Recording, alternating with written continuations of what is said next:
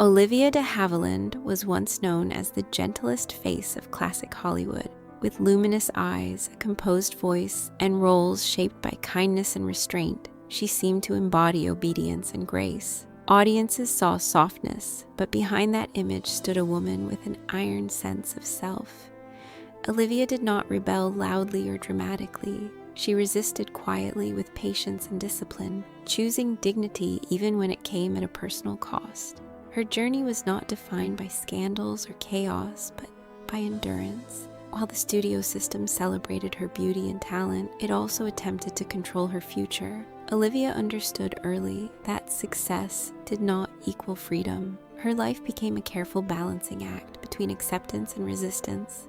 What made her story extraordinary was not just what she achieved on screen, but what she dared to challenge behind the scenes. In doing so, she forever changed Hollywood's rules without ever raising her voice. At childhood, shaped by control and comparison.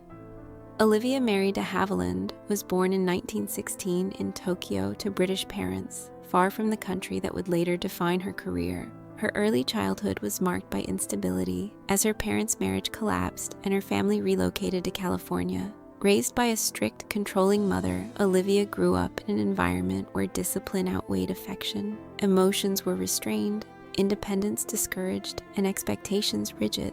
Adding to this tension was her relationship with her younger sister, Joan Fontaine. From an early age, the two were placed in constant comparison, breeding rivalry rather than closeness. Praise for one felt like rejection to the other. Olivia learned early how to survive quietly, how to remain composed under pressure, and how to rely on herself. Acting became her escape, the one space where she felt seen rather than measured. When forced to choose between obedience and her passion, Olivia chose independence, a decision that set the tone for her entire life. Stepping into Hollywood's golden cage. Olivia's entrance into Hollywood was not fueled by ambition alone, but by preparation and restraint. Her break came unexpectedly when she replaced another actress in a stage production that caught the attention of influential filmmakers. Soon after, she signed with Warner Brothers, entering a system built on control rather than creativity. Her contract gave the studio power over her roles, image, and even her voice. While many young actors accepted this as the cost of success, Olivia watched and learned. She studied lighting, camera angles, and performance nuances, quietly educating herself about the machinery surrounding her. Her breakthrough film, Captain Blood, paired her with Errol Flynn and became a surprise hit. Audiences loved her softness, and studios labeled her the ideal leading lady. Yet with success came confinement.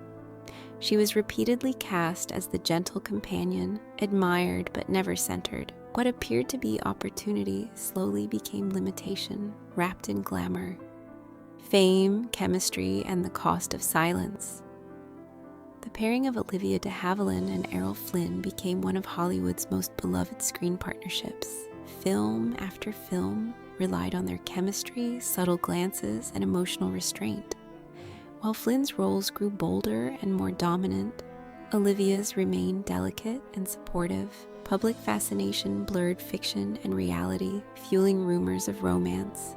Though Olivia acknowledged strong feelings, she maintained firm boundaries, choosing integrity over impulse. That restraint added depth to their on-screen connection, but left emotional spaces unfilled in her private life. As Flynn's career expanded with freedom and indulgence, Olivia's narrowed within a carefully polished image. She became increasingly aware of how often women were framed as ornaments to male triumphs.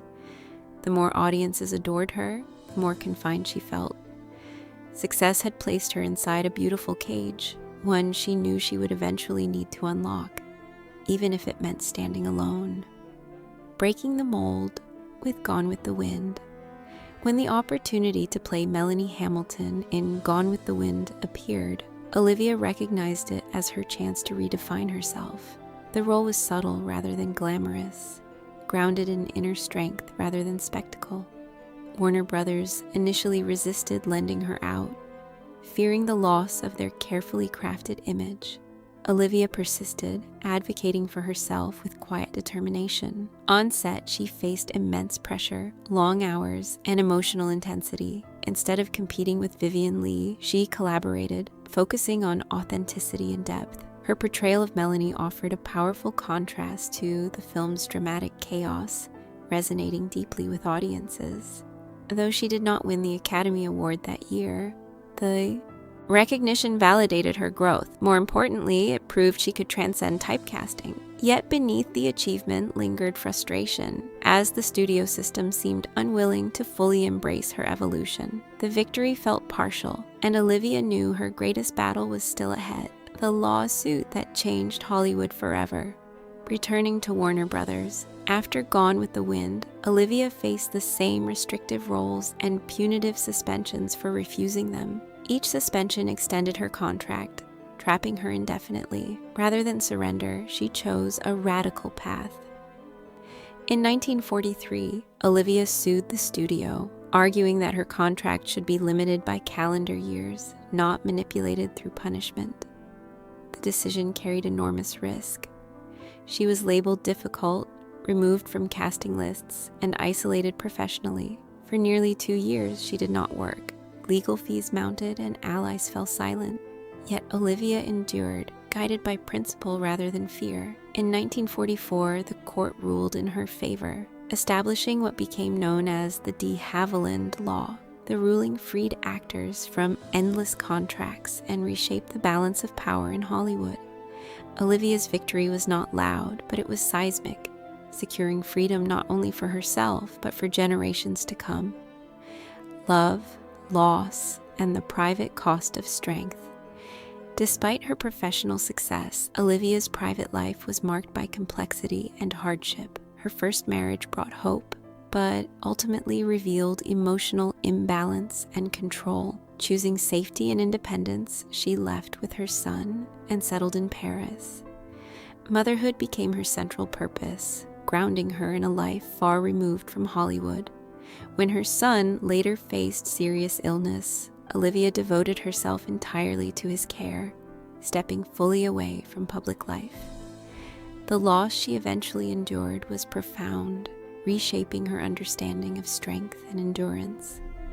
Through it all, she did not seek sympathy or attention. Instead, she lived quietly, valuing presence over recognition. Later relationships offered companionship rather than drama, shaped by mutual respect and independence. Olivia's life off-screen revealed that courage does not end with victory. Sometimes it continues in silence through loyalty, patience, and the willingness to endure without applause. A lifelong rivalry and chosen silence. Olivia's relationship with her sister Joan Fontaine remained one of the most painful and enduring tensions of her life. What began as childhood rivalry hardened under public scrutiny, awards comparisons, and media fascination. Oscar ceremonies became symbolic battlegrounds, amplifying wounds rather than healing them. Attempts at reconciliation were rare and fragile. When their mother passed away, unresolved grievances resurfaced, turning private grief into public dispute. Over time, silence replaced confrontation. Olivia chose restraint over retaliation, dignity over spectacle. When Joan died, Olivia's response was composed and brief, acknowledging the complexity without reopening conflict. Their story was not one of resolution, but of parallel lives shaped by shared history and unresolved emotion. Olivia's silence was not weakness, but choice. It reflected her lifelong belief that some battles are not won by confrontation, but by refusing to let bitterness define the final chapter. Legacy of dignity and quiet power.